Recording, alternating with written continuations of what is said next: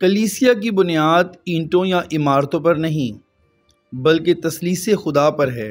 बाप, बेटा और रूहुल कुद्स यही ईमान का असल सतून हैं। जिस ईमान में तसलीस शामिल ना हो वो अधूरा है, नापुख्ता है और जड़ से कटा हुआ है।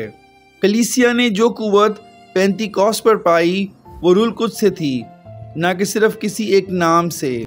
यसु का मिशन खुद मुकम्मल ना था जब तक रूहुल कुद्स न आया।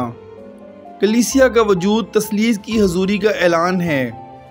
जिस खुदा को हम मानते हैं वो तन्हा नहीं, वो तीन में एक है।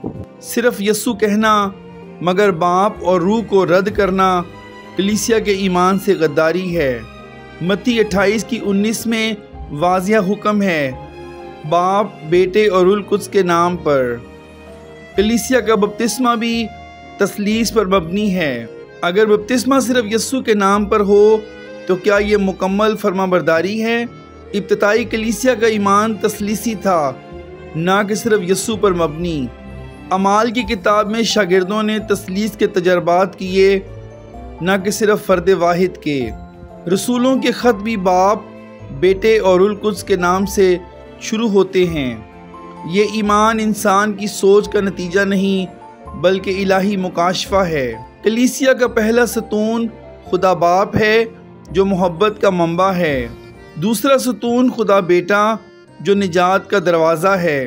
तीसरा सतून रूहुल कुद्स जो अंदरूनी तब्दीली का ज़रिया है।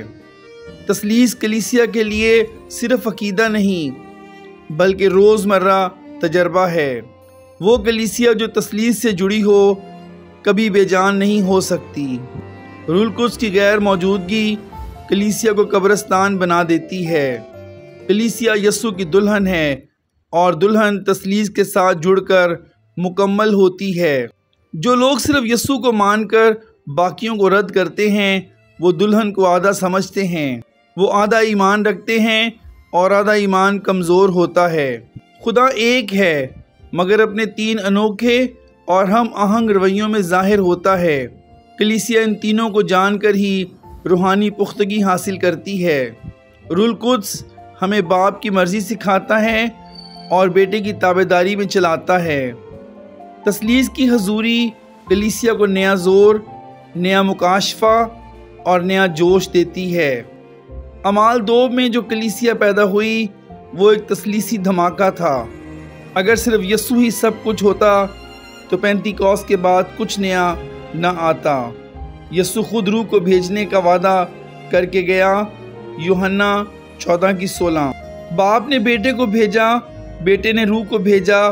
यही तसलीस की जंजीर है।